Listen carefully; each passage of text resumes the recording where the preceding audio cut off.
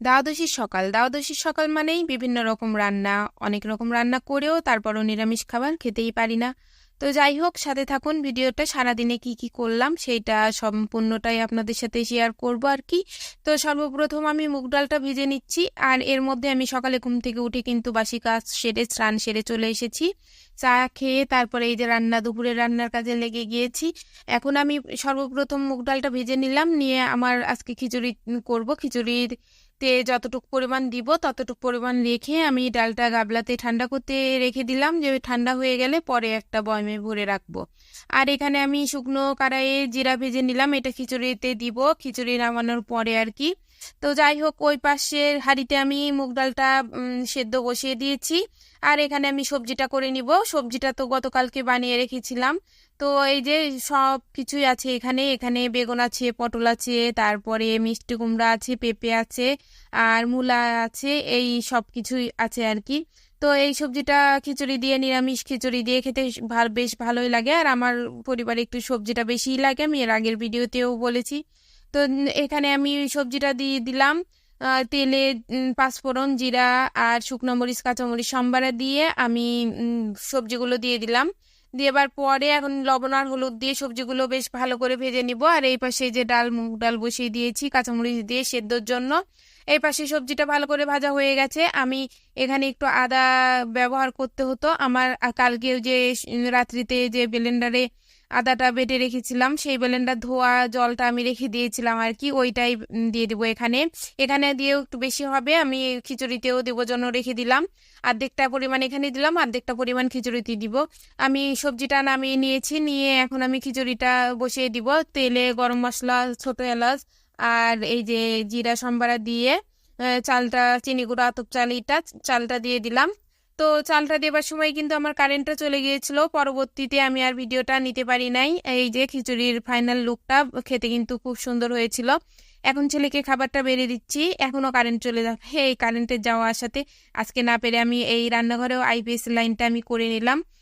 তো কি আর করা, এই যে সবসময় এরকম ডিস্টার্ব করে আর কি। তারপরে এই যে রান্না বান্না শেষ করে আমি চলে এসেছি এই যে কালকে যে একাদশীর দিনে যে রান্না করেছিলাম এই রান্নাঘরটাতে, আর এই নিরামিষ গ্যাসটাতে, এটা পরিষ্কার করা হয়েছিল না, আজকে সবকিছু পরিষ্কার করে নেবো আর কি। তো চুলাটা আমি মুছে নিয়েছি, এরপরে আমি ওভেনটা ভালো করে ঝেড়ে টেড়ে ঢেকে নিলাম, নিয়ে আমি ব্লেন্ডারটা পরিষ্কার করে নিব, নিয়ে তারপরে আমি জলের জগ টগ মেজে তারপর আমি এই ঘরটা ভালোভাবে মুছে তারপর বের হব। এখনো একাদশীর বাসনগুলো উঠাতে হবে, আর টুকটাক অনেক কাজ সংসারের থেকেই যায়, কোনো সময় অবসর টাইম না, এর ফাঁকে ফাঁকে এই যে একটু করে ভিডিও শুট করি আর কি। তো যাই হোক, যে যেখান থেকে আমার ভিডিওটা দেখছেন, ভিডিওটা ভালো লেগে থাকলে অবশ্যই লাইক কমেন্ট শেয়ার করে দিবেন, আর আমার পেজটি ফলো দিয়ে আমার সাথেই থাকবেন।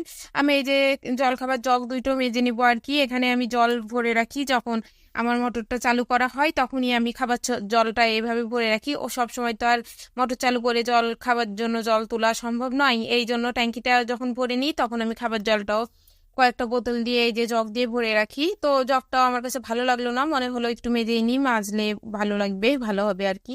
তো এই যে সবকিছু মিলিয়ে এখন এই সিঙ্কটা পরিষ্কার করে নিব।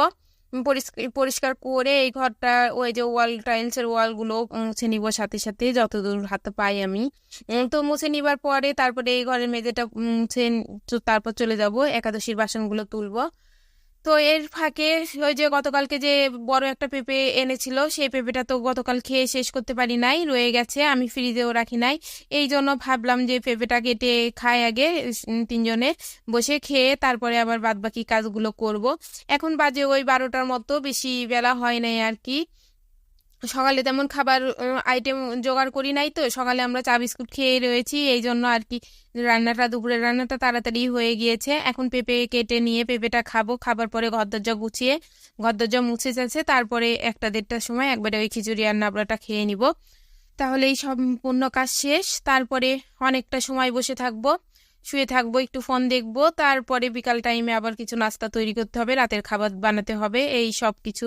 তো এই তো আমি বিকালে বসেছিলাম 4টার দিকে, এখন প্রায় 4টার মতো বাজে। এই যে একটু পায়েস রান্না করব, ওই দুধটা জাল করে রেখেছিলাম যে ওখানে 2 মুঠ চাল দিয়ে পায়েসটা রান্না করে আমরা সন্ধ্যাবেলাতে খাবো। খাবার পরে রাত্রি একটু যাই হোক ভাত টাত নামাবো, ভাত নামিয়ে খাবো।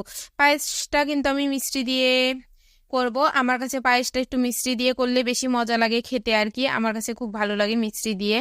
আর এই দুধটা তো দেখতেই পাচ্ছেন, আমি গতকাল থেকে 3 বা 4 বার জাল করে নিয়েছি, খুব ঘন হয়ে এসেছিল, খুব ভালো হয়েছে পায়েসটা খেতেও। তো এই তো আমার পায়েসটা রেডি, চালটা ধুয়ে নিয়ে তো দিয়ে দিয়েছি, এখানে চিনি গুঁড়ো আতপ চাল দিয়েছিলাম 2 মুঠ, আর এই যে মিষ্টি পরিমাণ মতো একটা আন্দাজ মতো আমি দিয়ে দিলাম। আমি সবকিছু এইভাবে আন্দাজ মতোই দিই, অতটা মেপে জুগিয়ে কোনটাতে কতখানি দিতে হবে এইভাবে কখনোই কোনো কিছুতে দিই না। তো যতটা আন্দাজে মনে হয় আমার এতটুকু লাগবে ততটুকুই আমি দিয়ে দিই। তো যাই হোক, সবকিছু আন্দাজে দেওয়ার পরেও ঠিকঠাকই হয়, খারাপ হয় না খেতে। তো এই যে আমি মিষ্টিটা দিয়ে দিলাম, চালটা সিদ্ধ প্রায় হয়ে এসেছে, আর এই জন্য মিষ্টিটা দিয়ে দিলাম। এখন মিষ্টিটা গলে যাওয়া পর্যন্ত আর পায়েসটা একটু আঠালো ভাব আসা পর্যন্ত আমি নাড়তে থাকবো। তো যাই হোক, এই যে পায়েসটা হয়ে গিয়েছে, একটু ছেলের জন্য তুলে নিলাম, মিষ্টিটা ঠিক মতো হলো কিনা।